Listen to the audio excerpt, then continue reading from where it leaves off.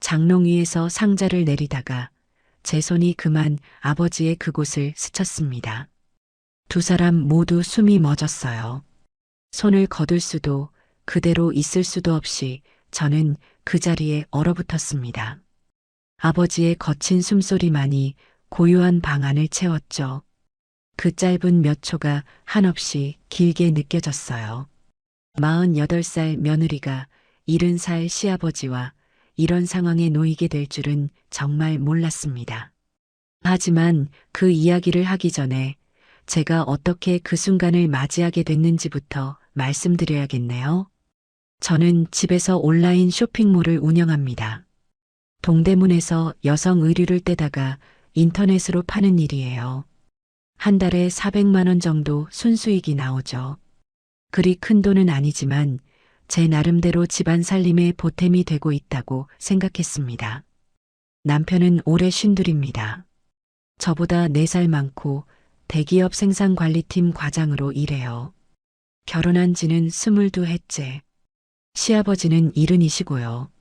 시어머니는 6년 전 췌장암으로 세상을 떠나셨습니다. 어머니가 돌아가신 후 아버지는 완전히 무너지셨어요. 혼자 사시던 구축 아파트는 점점 황폐해져만 갔죠. 택배 상자가 현관에 쌓이고 음식물 쓰레기 냄새가 복도까지 났습니다. 남편과 상의 끝에 저희 집으로 아버지를 모셔왔어요. 저희 아파트가 34평이라 안방 옆 작은 방을 드릴 수 있었거든요. 아버지가 저희와 함께 사신 지 어느덧 6년째입니다. 사람들은 저를 보고 효부라고 했습니다. 친구들은 SNS에 제가 올린 음식 사진 보고 부러워했죠. 시아버지 모시고 사는 게 쉽지 않을 텐데 대단하다고, 남편 복 터졌다고. 하지만 그들은 몰랐습니다. 제 결혼 생활이 얼마나 텅 빈 것인지를요. 남편과 저 사이에는 아무것도 없었습니다. 아이도 없었어요. 남편이 원하지 않았거든요. 30 전에는 커리어를 쌓아야 한다고 했고, 30 중반에는 집을 사야 한다고 했고, 40에는 이미 늦었다고 했습니다.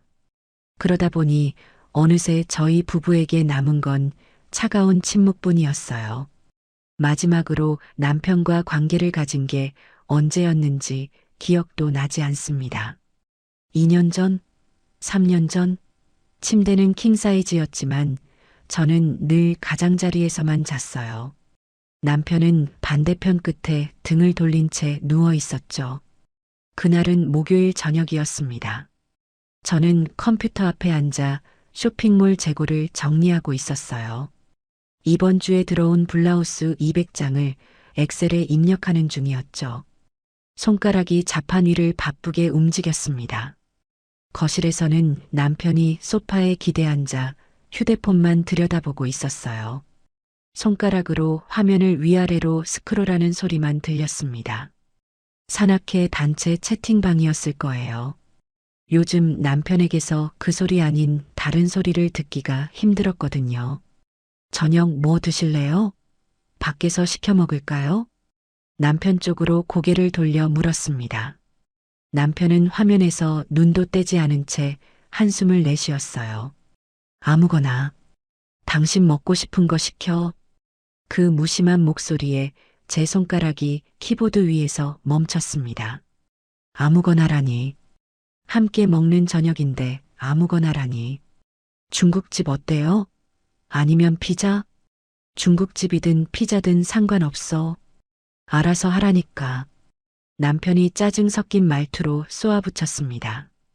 여전히 화면만 보고 있었죠. 참, 내일 오후부터 설악산 간다고 말했었나? 갑자기 남편이 말했습니다. 아니요, 처음 듣는데요. 내일 오후 3시에 출발해서 일요일 저녁에 들어와.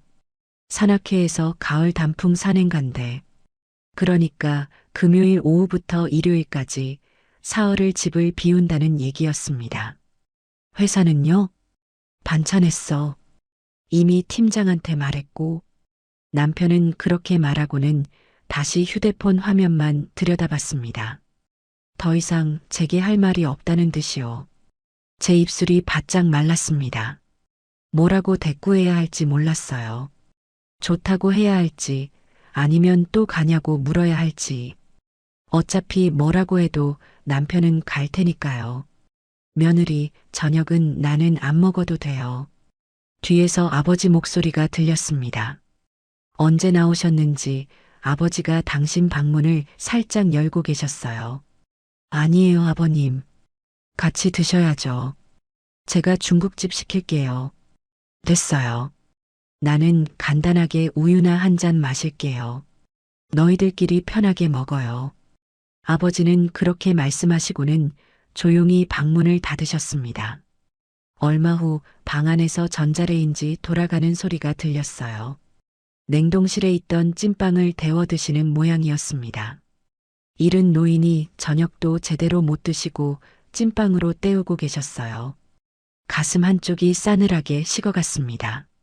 저는 중국집에 전화를 걸었습니다. 짜장면 하나, 짬뽕 하나. 부부가 먹기엔 초라한 양이었지만 어차피 남편은 양도 신경 쓰지 않을 테니까요.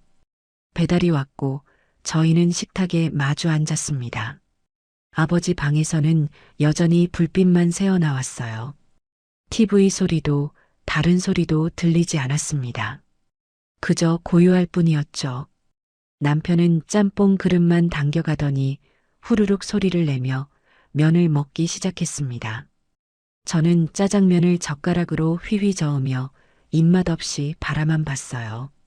주말에 집에 없으면 저 혼자 심심할 것 같네요.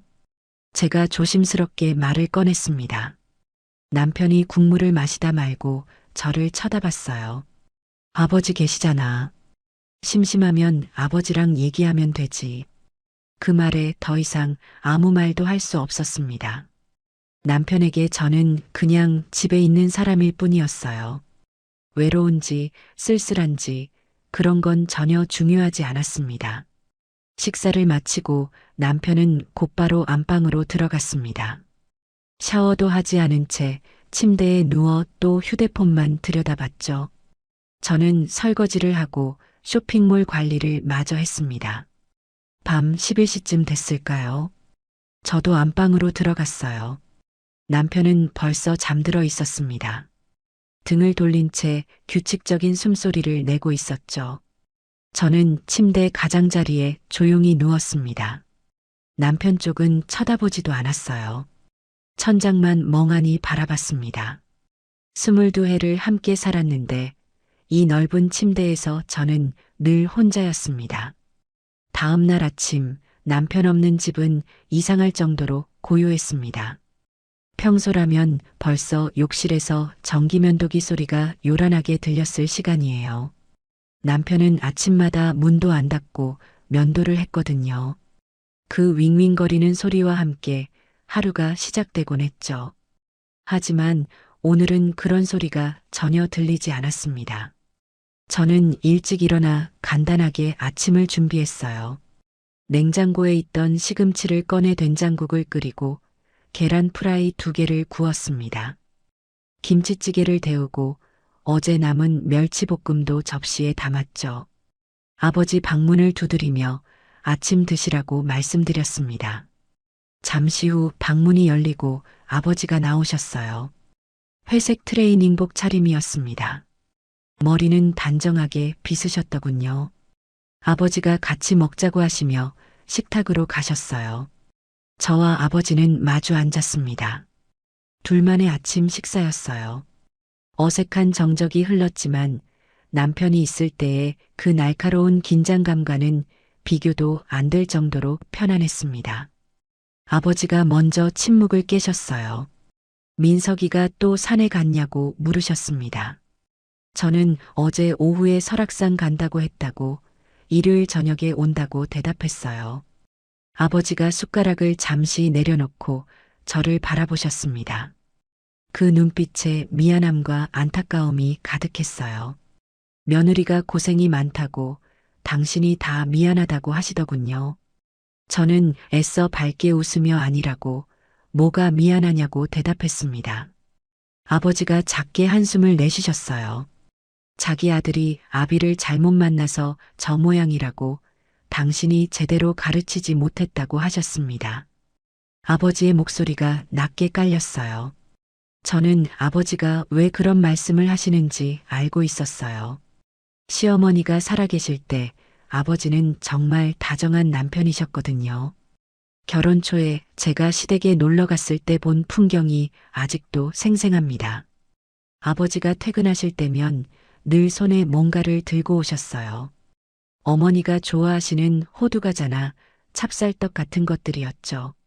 주말이면 두 분이 손을 꼭 잡고 아파트 단지를 산책하시곤 했습니다. 어머니가 편찮으실 땐 아버지가 직접 미역국을 끓이셨어요. 병원 간병도 당신이 도맡아 하셨죠. 새벽부터 저녁까지 어머니 곁을 지키시던 모습이 눈에 선합니다. 남편은 그런 아버지를 보고 자랐으면서도 정작 그 다정함은 하나도 배우지 못했어요. 오히려 아버지가 어머니한테 잘해주는 걸 보고 처가살이 한다고 놀리기까지 했었죠. 식사를 마치고 저는 설거지를 시작했습니다. 아버지는 거실 소파에 앉아 신문을 펼치셨어요. 평소 남편이 있을 때면 절대 안 하시던 행동이었습니다. 남편이 TV 리모컨을 독차지했거든요. 설거지를 하던 제게 아버지가 조심스럽게 말을 거셨습니다. 혹시 지금 시간이 있냐고 물으시더군요. 저는 괜찮다고 무슨 일이냐고 여쭤봤어요. 아버지가 당신 방 장롱 위에 오래된 짐이 좀 있는데 정리를 해야겠는데 올라가려니 다리가 후들거린다고 하셨습니다. 의자 좀 잡아줄 수 있겠냐고 조심스럽게 부탁하시더군요. 저는 당연하다고 제가 올라가서 내려드리겠다고 했습니다. 위험하게 뭘 직접 하시냐고도 덧붙였죠. 고무장갑을 벗고 서둘러 아버지 방으로 들어갔습니다. 아버지가 거실 창고에서 접이식 의자를 꺼내 오셨어요. 방 안은 아버지 특유의 냄새가 났습니다. 오래된 책 냄새와 섬유유연제 향이 섞인 냄새였죠. 깔끔하게 정돈된 방이었어요. 침대는 모서리 하나 흐트러짐 없이 정리돼 있었고 책상 위에는 안경과 시계만 놓여 있었습니다. 아버지가 장롱 꼭대기를 가리키며 저기 저 상자들을 좀 내려달라고 하셨습니다. 먼지가 수북이 쌓인 박스 3개가 보였어요. 제가 의자에 올라가겠다고 아버지는 의자만 잡아달라고 말씀드렸습니다. 저는 의자 위로 조심스럽게 올라갔습니다. 까치발을 들어야 겨우 손이 닿을 높이였어요. 첫 번째 상자를 잡고 내리려는데 생각보다 무거웠습니다. 무겁다고 중얼거렸더니 아버지가 조심하라고 천천히 하라고 하셨어요. 아버지가 뒤에서 의자를 꽉 잡아주셨습니다. 저는 상자를 들어 올리려다가 그만 중심을 잃고 뒤로 휘청했어요. 작은 비명이 저도 모르게 튀어나왔습니다. 순간 아버지가 제 허리를 붙잡으셨습니다. 상자가 바닥으로 떨어지며 둔탁한 소리를 냈어요. 저는 아버지 팔에 의지한 채 가까스로 균형을 잡았습니다. 그런데 의자에서 내려오는 순간 발을 헛디뎠습니다. 앞으로 쓰러지려는 제 몸을 아버지가 받아주셨어요. 그 과정에서 제 손이 아버지 몸 어딘가를 짚었습니다. 아니, 짚은 게 아니라 스쳤다고 해야 맞을까요? 그곳이었습니다. 아버지의 그곳을 제 손바닥에 생경한 감촉이 느껴졌어요. 부드러우면서도 단단한 천을 사이에 두고도 선명하게 전해지는 형태가 시간이 멈춘 것 같았습니다. 아버지도 저도 완전히 얼어붙었어요. 아버지의 숨소리가 제 귓가에서 거칠게 들렸습니다. 저는 손을 거둬야 한다는 걸 알면서도 그렇게 할 수가 없었어요. 마치 몸이 제 의지대로 움직이지 않는 것 같았습니다. 아버지가 황급히 뒤로 물러서시며 미안하다고 당신이 제대로 못 잡아서 그렇다고 말씀하셨습니다. 목소리가 심하게 떨리고 있었어요. 저도 얼른 손을 뒤로 빼며 제가 조심성이 없어서 그렇다고 괜찮으시냐고 다치신 데는 없냐고 물었습니다. 얼굴이 화끈거렸어요. 심장이 이상하게 빠르게 뛰었습니다. 아버지는 괜찮다고, 늙은이가 힘이 없어서 제대로 못 받았다고 하시며 헛기침을 하셨어요. 바닥에 떨어진 상자를 주워 드시더니 저를 쳐다보지 못하시더군요. 나머지는 당신이 천천히 하시겠다고, 며느리는 나가 있어도 된다고 하셨습니다. 저는 아니라고, 제가 하겠다고, 조심하겠다고 말씀드렸어요. 다시 의자에 올라갔습니다. 이번엔 아주 천천히 조심스럽게 상자를 내렸어요. 아버지는 뒤에서 의자를 잡아주셨지만 아까처럼 가까이 다가오지는 않으셨습니다. 남은 2개의 상자를 모두 내리고 나서야 저는 의자에서 내려왔습니다. 아버지가 고맙다고, 수고했다고 하셨어요. 저는 이 정도야 아무것도 아니라고, 정리 다 하시면 상자 버릴 거 있으면 말씀하시라고 대답했습니다. 서둘러 방을 나왔습니다. 등 뒤에서 아버지가 조용히 방문을 닫는 소리가 들렸어요. 거실로 나와 소파에 앉았습니다. 가슴이 아직도 두근거렸어요. 손바닥이 이상하게 뜨거웠습니다. 그 감촉이 아직도 생생하게 남아있는 것 같았죠. 내가 지금 뭘 생각하는 거지? 미쳤나 봐. 시아버지인데, 그것도 남편 아버지인데, 고개를 세차게 저었습니다.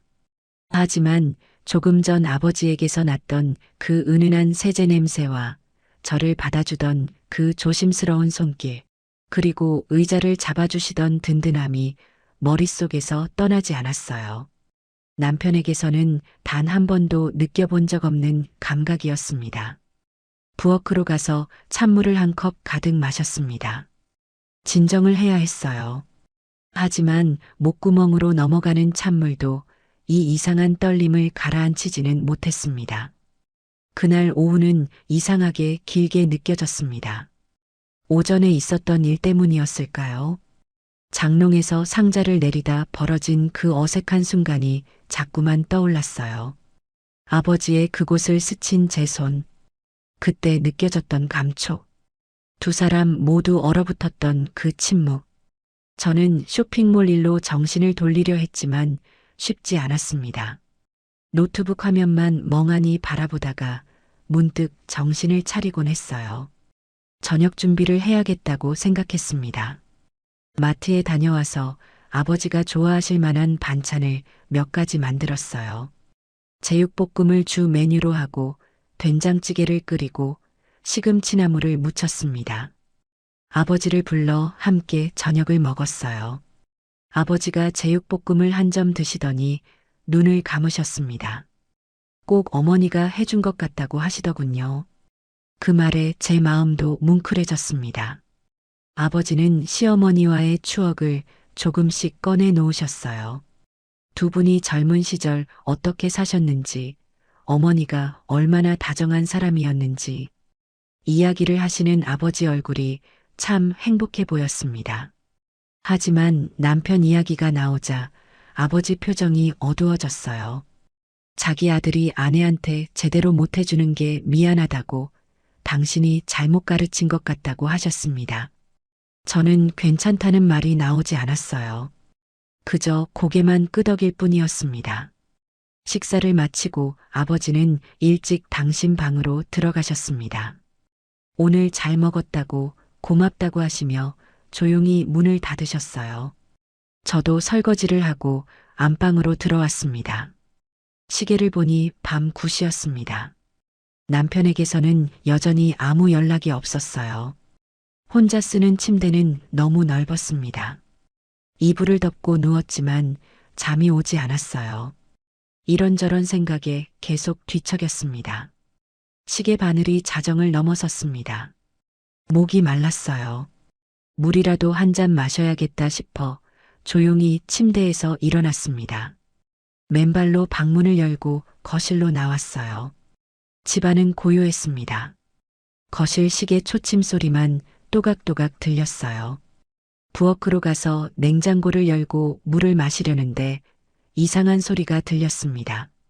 처음엔 바람 소리인가 싶었어요. 하지만 아니었습니다.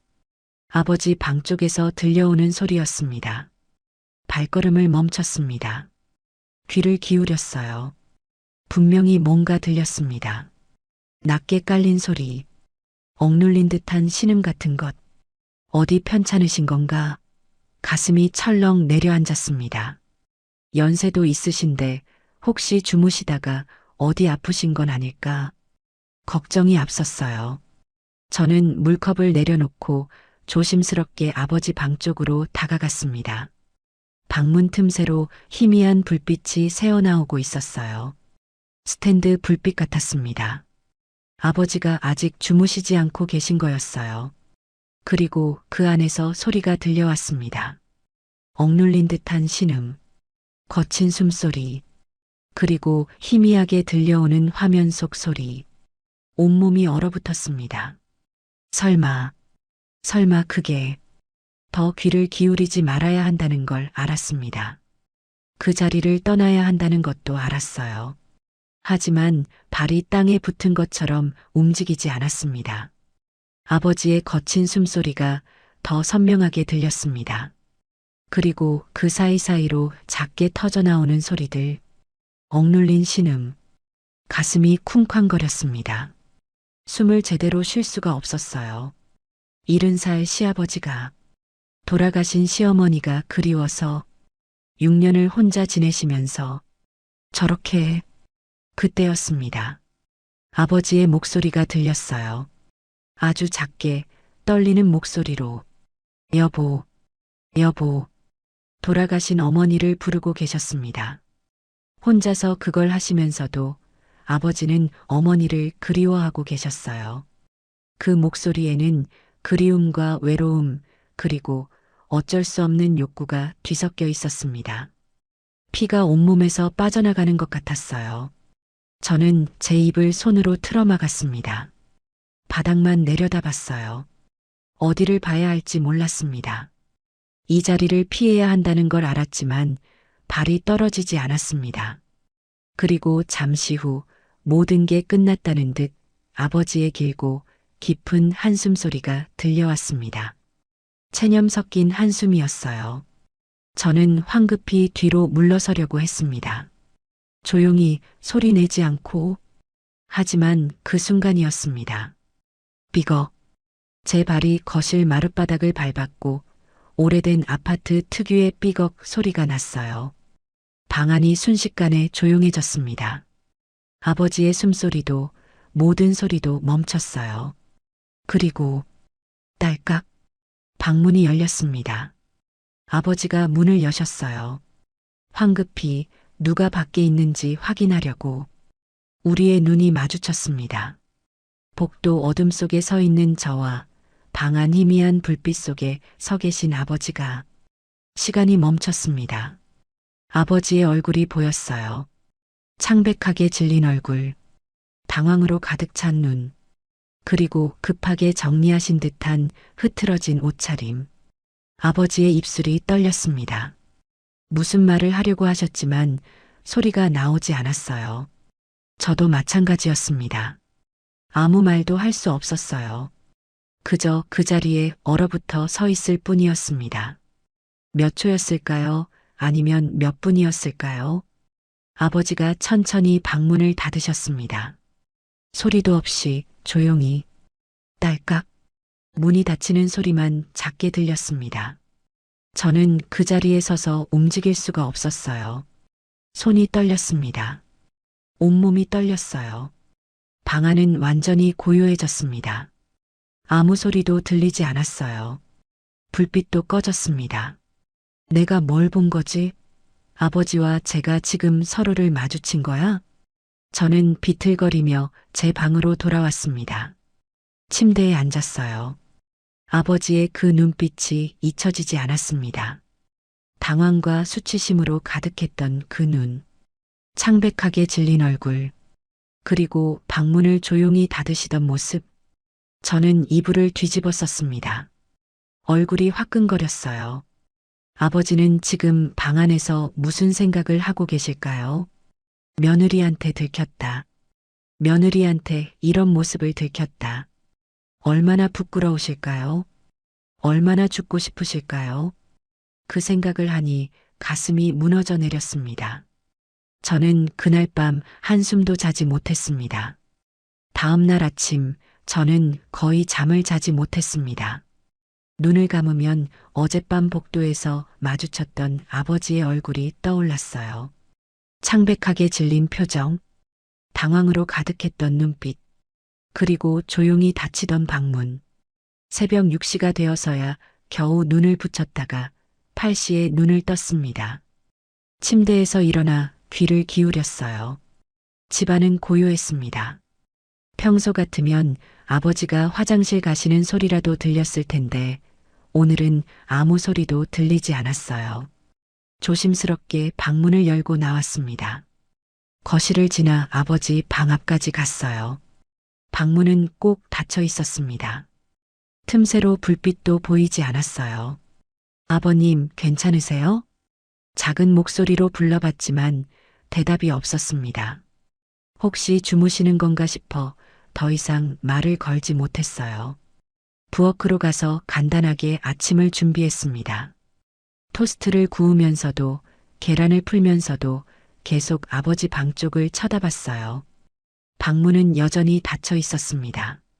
식탁에 아침을 차려놓고 다시 아버지 방 앞으로 갔습니다. 아침 드시라고 말씀드렸지만 역시 대답이 없었어요. 문을 두드려 볼까 망설였습니다. 하지만 용기가 나지 않았어요. 어젯밤 일을 생각하면 제가 먼저 말을 거는 게 오히려 아버지를 더 불편하게 만들 것 같았습니다. 저 혼자 토스트 한 조각을 먹었습니다. 입맛이 없었어요. 억지로 우유를 마시고 설거지를 했습니다. 그때 휴대폰이 울렸습니다. 동대문 원단 도매상 사장님이었어요. 다음 주에 출시할 신상품 샘플을 오늘 오후에 보여주겠다고 직접 와서 보고 가라고 하셨습니다. 평소 같으면 기쁘게 가겠다고 했을 텐데 오늘은 망설여졌어요. 집을 비울 수가 없을 것 같았습니다. 아버지가 저렇게 방에만 계시는데. 하지만 사장님이 오늘 아니면 다른 업체한테 먼저 넘어간다고 하셨어요. 이번 시즌 대박 아이템이라면서요. 결국 가겠다고 대답했습니다. 오후 2시에 만나기로 약속했어요. 전화를 끊고 다시 아버지 방 앞으로 갔습니다. 점심은 냉장고에 반찬 있으니까 드시라고 저는 오후에 잠깐 나갔다 오겠다고 말씀드렸어요. 대답은 없었습니다. 방 안에서 작은 기척도 들리지 않았어요. 정말 주무시는 건지 아니면 깨어 계신데 대답을 안 하시는 건지 알 수 없었습니다. 가슴이 답답했지만 어쩔 도리가 없었어요. 시계를 보니 오전 11시였습니다. 동대문까지 가려면 1시쯤 출발해야 했어요. 그 전까지 쇼핑몰 업무라도 처리하자 싶어 노트북을 켰습니다. 하지만 집중이 안 됐어요. 화면만 멍하니 바라보다가 자꾸 아버지 방 쪽을 돌아봤습니다. 방문은 여전히 꼭 닫혀 있었어요. 점심시간이 됐습니다. 간단하게 김치볶음밥을 만들어 먹었어요. 아버지 목도 그릇에 담아 방문 앞에 놓고 싶었지만 그러면 더 부담스러우실 것 같아 그러지 못했습니다. 일시가 됐습니다. 옷을 갈아입고 가방을 챙겼어요. 현관으로 가면서 다시 한번 아버지 방을 돌아봤습니다. 아버님, 다녀올게요. 냉장고에 반찬 있으니까 드세요. 조용히 말하고 현관문을 열었어요. 뒤돌아보니 아버지 방문은 여전히 닫혀 있었습니다. 불안한 마음을 안고 집을 나섰습니다. 지하철을 타고 동대문으로 향했어요. 차 안에서도 계속 휴대폰을 들여다봤습니다. 아버지한테서 연락이 올까 싶어서요. 하지만 아무 연락도 없었어요. 동대문역에 내려 원단시장으로 걸어갔습니다. 사장님 사무실에 도착해서 샘플들을 봤어요. 확실히 괜찮은 디자인들이었습니다. 평소 같으면 신이 나서 이것저것 물어봤을 텐데 오늘은 그럴 기분이 아니었어요. 사장님이 커피라도 한잔하고 가라고 하셨지만 거절했습니다. 빨리 집에 가고 싶었거든요. 샘플 몇 가지를 골라 주문하고 사무실을 나왔습니다. 시계를 보니 4시였어요. 귀가길 지하철 안에서도 계속 아버지 생각만 났습니다. 제대로 식사라도 하셨을까? 혹시 편찮으신 건 아닐까? 집 전화로 전화를 걸어봤습니다. 신호음이 길게 울렸지만 아무도 받지 않았어요. 한 번 더 걸어봤습니다. 역시 받지 않으셨어요. 가슴이 조여왔습니다. 빨리 가야 할 것 같았어요. 역에서 내려 뛰다시피 해서 집으로 향했습니다. 엘리베이터가 답답해서 계단으로 올라갔어요. 숨이 찼지만 멈추지 않았습니다. 현관문 앞에 도착했습니다. 비밀번호를 누르고 문을 열었어요. 그리고 저는 그 광경을 보고 말았습니다. 현관 바로 앞 신발을 신고 서 계신 아버지가 손에는 작은 여행 가방을 들고 계셨어요. 우리의 눈이 마주쳤습니다. 아버지는 완전히 얼어붙으셨어요. 저도 마찬가지였습니다. 아버지의 가방이 바닥으로 떨어졌습니다. 둔탁한 소리가 났어요. 아버님, 어디 가세요? 제 목소리가 떨렸습니다. 아버지는 아무 대답도 하지 못하셨어요. 그저 바닥만 내려다보고 계셨습니다. 가방을 봤습니다. 반쯤 열린 지퍼 사이로 옷가지들이 보였어요. 양말, 속옷, 셔츠. 급하게 싸신 듯 구겨진 채로 들어가 있었습니다. 아버지가 짐을 싸셨습니다. 집을 나가려고 하셨어요. 아버님, 어디 가시려고 그러세요? 제 목소리는 떨리고 있었습니다. 아버지는 여전히 고개를 들지 못하셨어요. 바닥에 떨어진 가방만 내려다보고 계셨습니다. 저는 현관문을 닫고 가방 옆에 쪼그려 앉았습니다. 반쯤 열린 지퍼 사이로 보이는 것들을 하나씩 확인했어요. 회색 트레이닝복, 면 티셔츠 서너 장, 속옷, 양말, 세면도구. 급하게 싸신 듯 옷들이 구겨져 있었습니다. 오래 쓰신 낡은 가방이었어요. 손잡이가 해져서 테이프로 감겨 있었습니다. 어디 가실 생각이셨어요? 다시 물었지만 아버지는 대답하지 않으셨습니다. 그저 입술만 떨리고 계셨어요. 저는 천천히 일어나 아버지를 바라봤습니다. 아버지의 얼굴은 어제보다 더 수척해 보였어요. 눈밑이 시커멓게 그늘져 있었고 입술은 바짝 말라 있었습니다. 하루 종일 아무것도 드시지 않으신 게 분명했어요. 거실로 가시죠, 아버님. 제가 아버지 팔을 가볍게 잡았습니다. 아버지가 움찔하셨어요. 하지만 제 손을 뿌리치지는 않으셨습니다.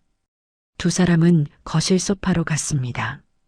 저는 아버지를 소파에 앉게 하고 저도 옆에 앉았어요. 한참 동안 침묵이 흘렀습니다. 거실 시계 초침 소리만 들렸어요. 아버지가 먼저 입을 여셨습니다. 목소리가 갈라져 있었어요. 나는 이 집에 더 이상 있을 수가 없다고 하셨습니다. 며느리 얼굴을 볼 면목이 없다고.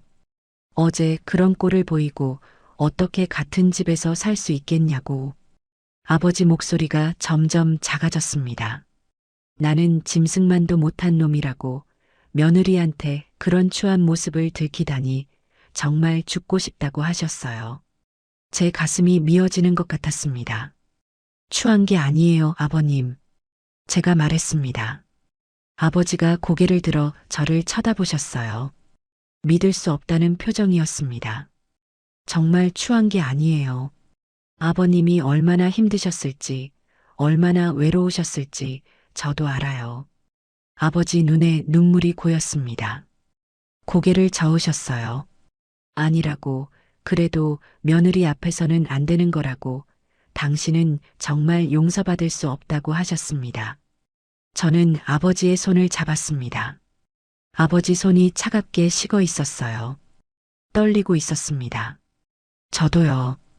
저도 외로워요, 아버님. 제 입에서 그 말이 나왔습니다. 아버지가 저를 바라봤어요. 남편은 저를 여자로도 안 봐요. 결혼한 지 22년인데 저는 그냥 집안일 하는 사람일 뿐이에요. 밤마다 혼자 누워 있을 때가 너무 힘들어요. 목소리가 떨렸습니다. 그동안 누구한테도 하지 못했던 말이었어요. 아버님처럼 저도 밤마다 혼자예요. 아버님이 어머님 그리워하시는 것처럼 저도 누군가가 저를 필요로 해주길 바라요. 아버지가 제 손을 꽉 잡으셨습니다.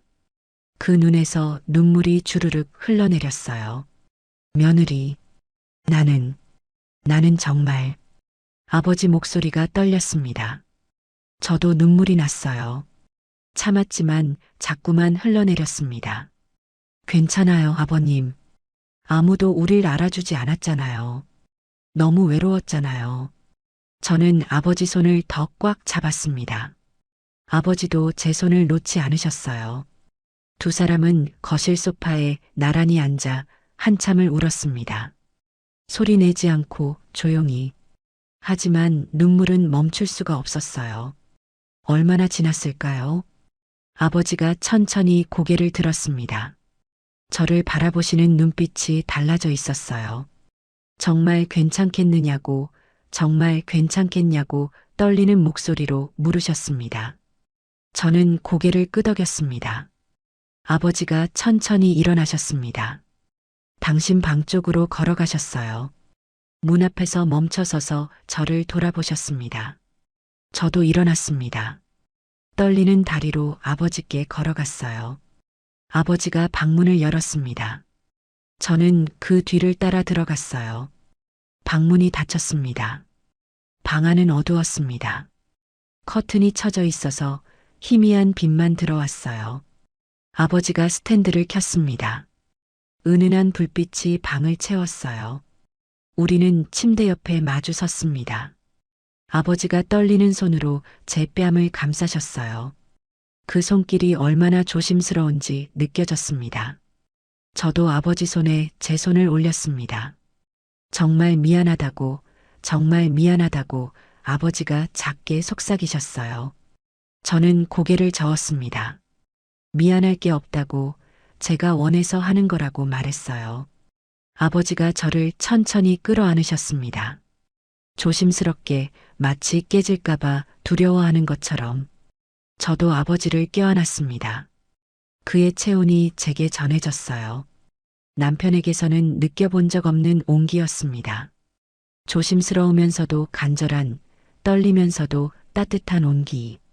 아버지가 제 어깨에 얼굴을 묻었습니다. 거친 숨소리가 들렸어요. 저도 눈을 감았습니다. 우리는 그렇게 한참을 서로를 껴안고 있었습니다. 시간이 얼마나 흘렀는지 몰랐어요. 아버지의 손길이 제 등을 천천히 어루만졌습니다. 저도 아버지 등에 손을 올렸어요. 두 사람은 천천히 침대 끝에 앉았습니다. 여전히 서로를 놓지 않은 채로 아버지가 제 얼굴을 들어 올렸습니다.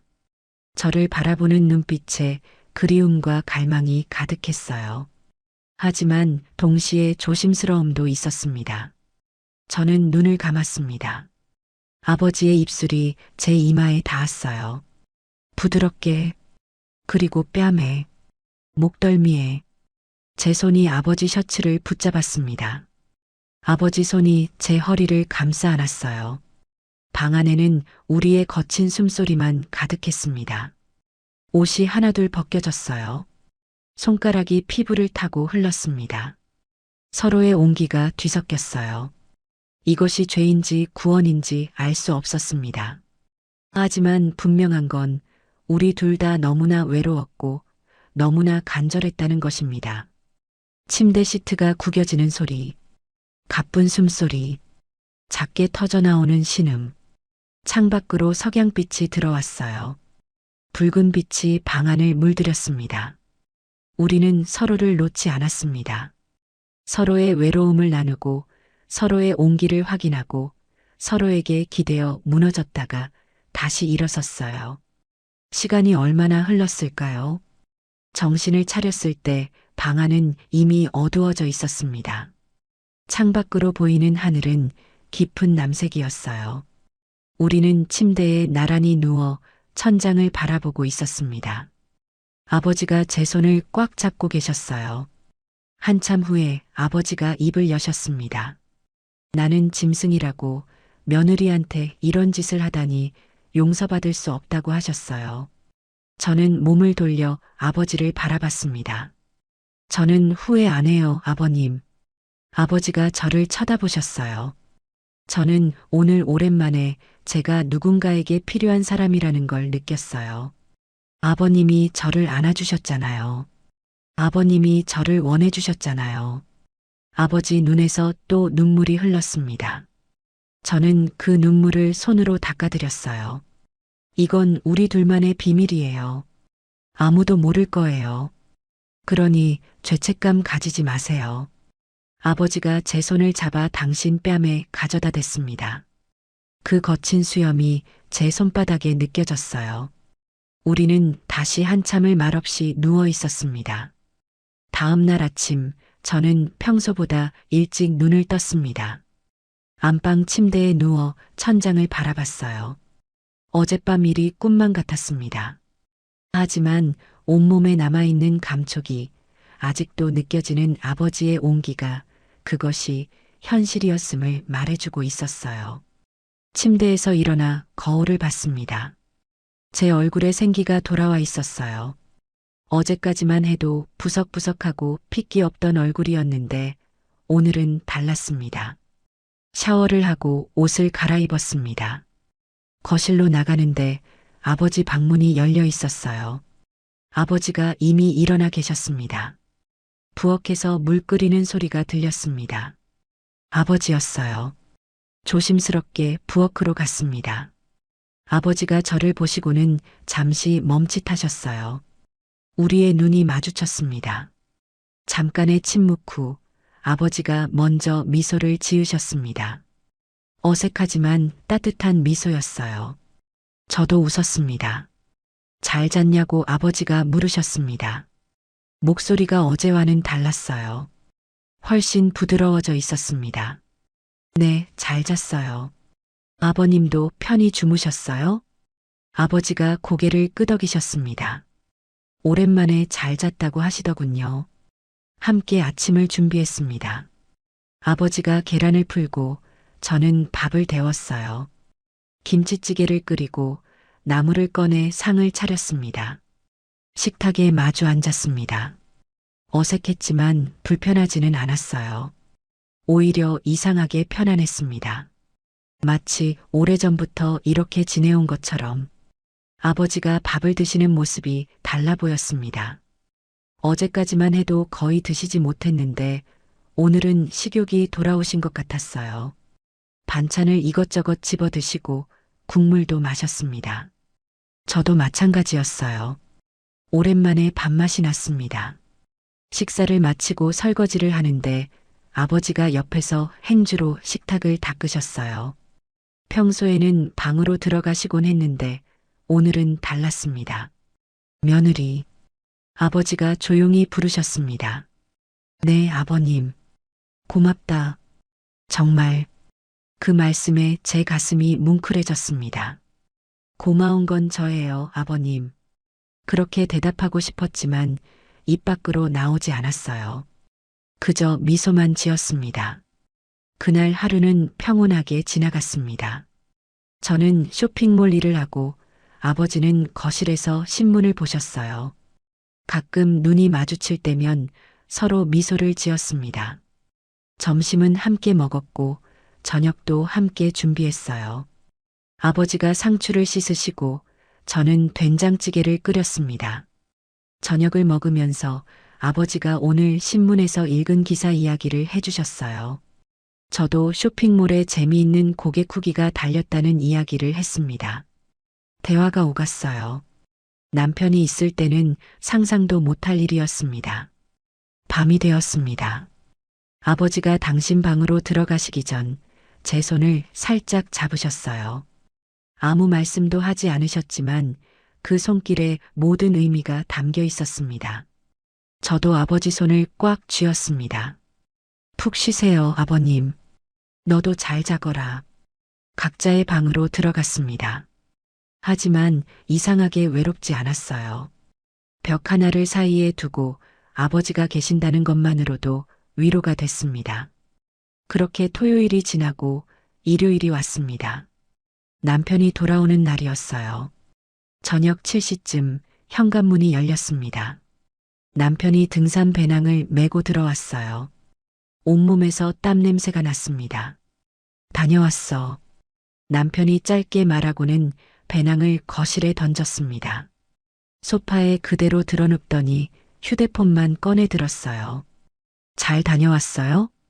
제가 물었지만 남편은 대답도 없이 화면만 들여다봤습니다. 사납게 단톡방을 확인하고 있었어요. 저는 부엌으로 가서 저녁 준비를 시작했습니다. 아버지는 당신 방에 계셨어요. 남편이 오면 늘 그렇듯 조용히 방에 계셨습니다. 저녁상을 차리고 남편을 불렀습니다. 남편이 귀찮다는 듯 일어나 식탁에 앉았어요. 아버지 방문을 노크했습니다. 저녁 드시라고 말씀드렸어요. 잠시 후 아버지가 나오셨습니다. 세 사람이 식탁에 앉았습니다. 남편은 휴대폰을 보며 밥을 먹었어요. 한 손으로 숟가락을 들고 한 손으로는 화면을 스크롤했습니다. 이번 산행 진짜 힘들었어. 등산로가 거의 수직이더라고.